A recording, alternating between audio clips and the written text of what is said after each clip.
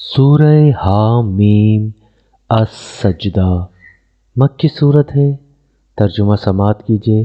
اللہ کے نام سے جو بے انتہا مہربان اور رحم فرمانے والا ہے۔ حامیم،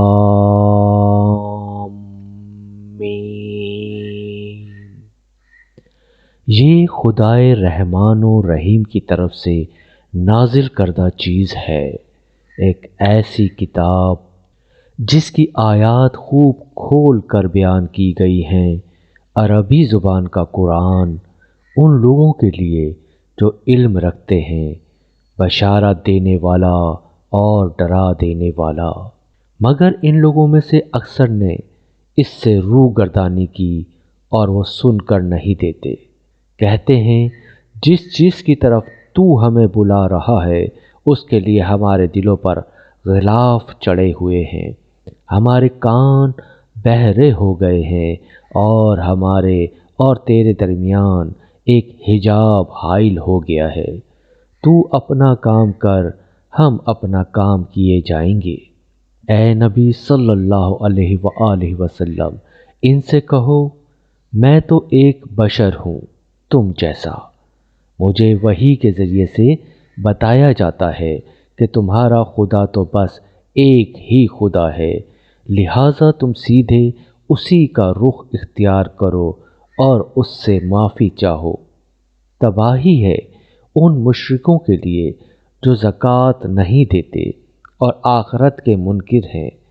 رہے وہ لوگ جنہوں نے مان لیا اور نیک اعمال کیے، ان کے لیے یقیناً ایسا اجر ہے جس کا سلسلہ کبھی ٹوٹنے والا نہیں ہے۔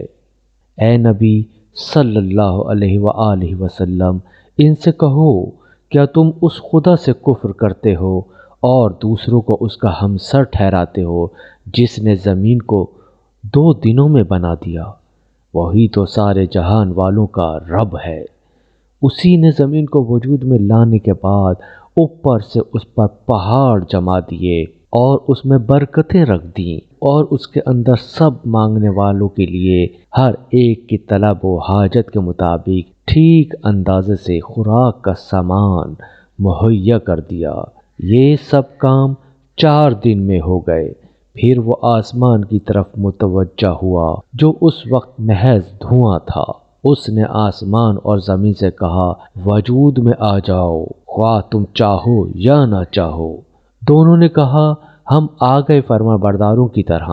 تب اس نے 2 دن کے اندر 7 آسمان بنا دیے اور ہر آسمان میں اس کا قانون وحی کر دیا، اور آسمان دنیا کو ہم نے چراغوں سے آراستہ کیا اور اسے خوب محفوظ کر دیا۔ یہ سب کچھ ایک زبردست علیم ہستی کا منصوبہ ہے۔ اب اگر یہ لوگ منہ موڑتے ہیں تو ان سے کہہ دو کہ میں تم کو اسی طرح کہ ایک اچانک ٹوٹ پڑنے والے عذاب سے ڈراتا ہوں جیسا عاد اور سمود پر نازل ہوا تھا، جب خدا کے رسول ان کے پاس آگے اور پیچھے ہر طرف سے آئے اور انہیں سمجھایا کہ اللہ کے سوا کسی کی بندگی نہ کرو، تو انہوں نے کہا ہمارا رب چاہتا تو فرشتے بھیجتا، لہٰذا ہم اس بات کو نہیں مانتے جس کے لیے تم بھیجے گئے ہو۔ عاد کا حال یہ تھا کہ وہ زمین میں کسی حق کے بغیر بڑے بن بیٹھے اور کہنے لگے کون ہے ہم سے زیادہ زور آور۔ ان کو یہ نہ سوجھا کہ جس خدا نے ان کو پیدا کیا ہے وہ ان سے زیادہ زور آور ہے۔ وہ ہماری آیت کا انکار ہی کرتے رہے۔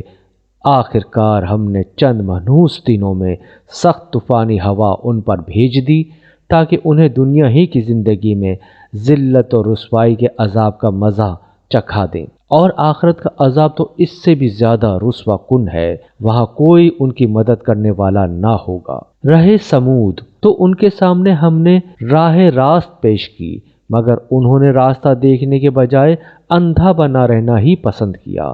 آخر ان کے کرتوتوں کی بدولت ذلت کا عذاب ان پر ٹوٹ پڑا، اور ہم نے ان لوگوں کو بچا لیا جو ایمان لائے تھے اور گمراہی و بد عملی سے پرہیز کرتے تھے۔ اور ذرا اس وقت کا خیال کرو جب اللہ کے یہ دشمن دوزخ کی طرف جانے کے لیے گھیر لائے جائیں گے، ان کے اگلوں کو پچھلوں کے آنے تک روک رکھا جائے گا۔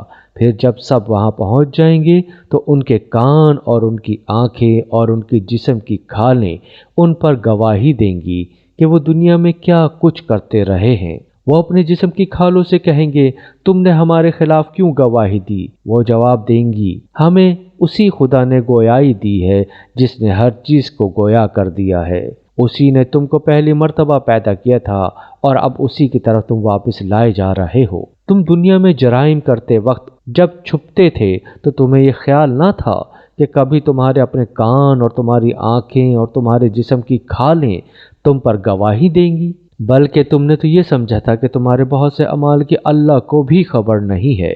تمہارا یہی گمان جو تم نے اپنے رب کے ساتھ کیا تھا تمہیں لے ڈوبا اور اسی کی بدولت تم خسارے میں پڑ گئے۔ اس حالت میں وہ صبر کریں یا نہ کریں، آگ ہی ان کا ٹھکانہ ہوگی، اور اگر رجوع کا موقع چاہیں گے تو کوئی موقع انہیں نہ دیا جائے گا۔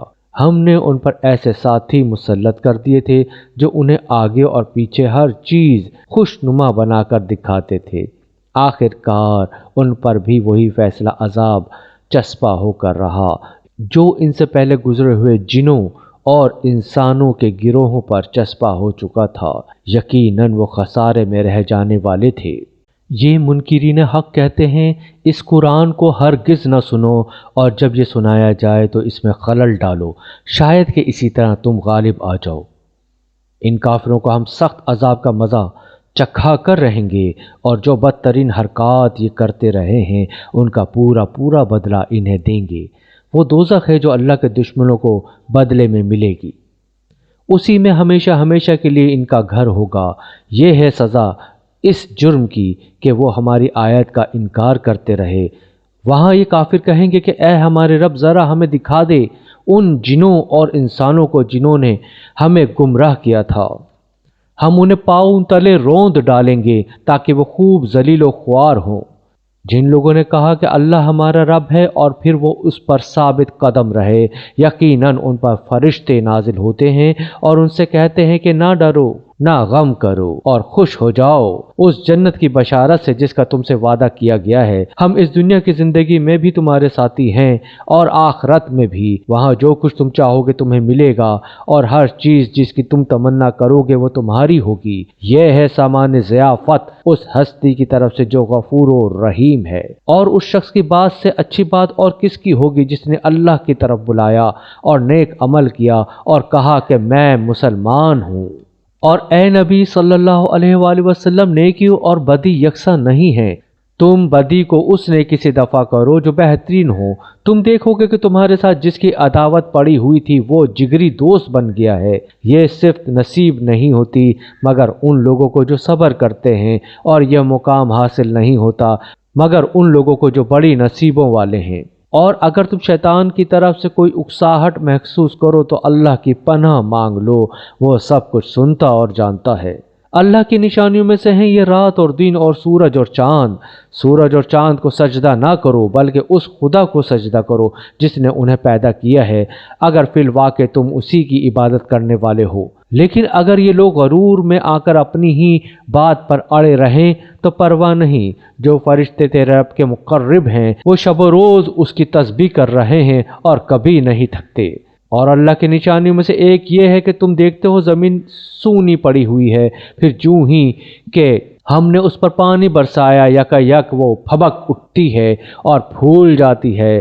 یقیناً جو خدا اس مری ہوئی زمین کو جلا اٹھاتا ہے وہ مردوں کو بھی زندگی بخشنے والا ہے، یقیناً وہ ہر چیز پر قدرت رکھتا ہے۔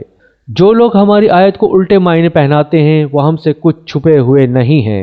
خود ہی سوچ لو کہ آیا وہ شخص بہتر ہے جو آگ میں جھونکا جانے والا ہے، یا وہ جو قیامت کے روز امن کی حالت میں حاضر ہوگا۔ کرتے رہو جو کچھ تم چاہو، تمہاری ساری حرکتوں کو اللہ دیکھ رہا ہے۔ یہ وہ لوگ ہیں جن کے سامنے کلام نصیحت آیا تو انہوں نے اسے ماننے سے انکار کر دیا، مگر حقیقت یہ ہے کہ یہ ایک زبردست کتاب ہے، باطل نہ سامنے سے اس پر آ سکتا ہے نہ پیچھے سے، یہ ایک حکیم و حمید کی نازل کردہ چیز ہے۔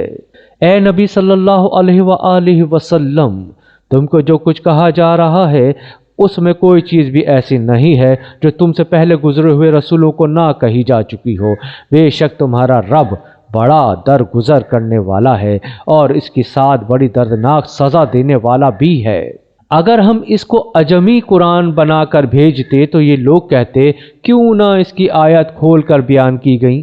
کیا ہی عجیب بات ہے کہ کلام اجمی ہے اور مخاطب عربی۔ ان سے کہو یہ قرآن ایمان لانے والوں کے لیے تو ہدایت اور شفا ہے، مگر جو لوگ ایمان نہیں لاتے ان کے لیے کانوں کی ڈاٹ اور آنکھوں کی پٹی ہے۔ ان کا حال تو ایسا ہے جیسے ان کو دور سے پکارا جا رہا ہو۔ اس سے پہلے ہم نے موسیٰ علیہ السلام کو کتاب دی تھی اور اس کے معاملے میں بھی یہی اختلاف ہوا تھا۔ اگر تیرے رب نے پہلے ہی ایک بات طے نہ کر دی ہوتی تو ان اختلاف کرنے والوں کے درمیان فیصلہ چکا دیا جاتا، اور حقیقت یہ ہے کہ یہ لوگ اس کی طرف سے سخت اضطراب انگیز شک میں پڑے ہوئے ہیں۔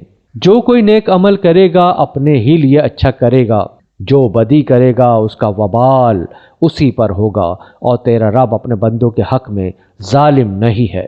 اس ذات کا علم اللہ ہی کی طرف راجع ہوتا ہے، وہی ان سارے پھلوں کو جانتا ہے جو اپنے شگوفوں میں سے نکلتے ہیں۔ اسی کو معلوم ہے کہ کون سی مادہ حاملہ ہوئی اور کس نے بچہ جنا ہے۔ پھر جس روز وہ ان لوگوں کو پکارے گا کہ کہاں ہیں میرے وہ شریک، یہ کہیں گے ہم عرض کر چکے ہیں، آج ہم میں سے کوئی اس کی گواہی دینے والا نہیں ہے۔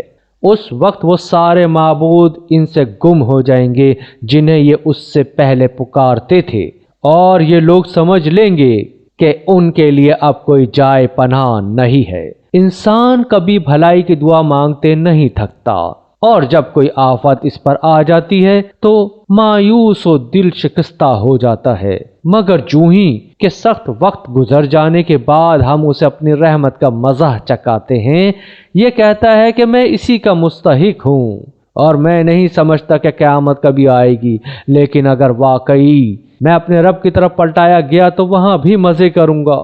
حالانکہ کفر کرنے والوں کو لازماً ہم بتا کر رہیں گے کہ وہ کیا کر کے آئے ہیں، اور انہیں ہم بڑے گندے عذاب کا مزہ چکھائیں گے۔ انسان کو جب ہم نعمت دیتے ہیں تو وہ منہ پھیرتا ہے اور اکڑ جاتا ہے، اور جب اسے کوئی آفت چھو جاتی ہے تو لمبی چوڑی دعائیں کرنے لگتا ہے۔ اے نبی صلی اللہ علیہ وآلہ وسلم، ان سے کہو کبھی تم نے بھی یہ سوچا ہے کہ اگر واقعی یہ قرآن خدا ہی کی طرف سے ہوا اور تم اس کا انکار کرتے رہے تو اس شخص سے بڑھ کر بھٹکا ہوا اور کون ہوگا جو اس کی مخالفت میں دور تک نکل گیا ہو؟ ان قریب ہم ان کو اپنی نشانیاں آفاق میں بھی دکھائیں گے اور ان کے اپنے نفس میں بھی، یہاں تک کہ ان پر یہ بات کھل جائے گی کہ یہ قرآن واقعی برحق ہے۔ کیا یہ بات کافی نہیں ہے کہ تیرا رب ہر چیز کا شاہد ہے؟ آگاہ رہو، یہ لوگ اپنے رب کی ملاقات میں شک رکھتے ہیں۔ سن رکھو، وہ ہر چیز پر محیط ہے۔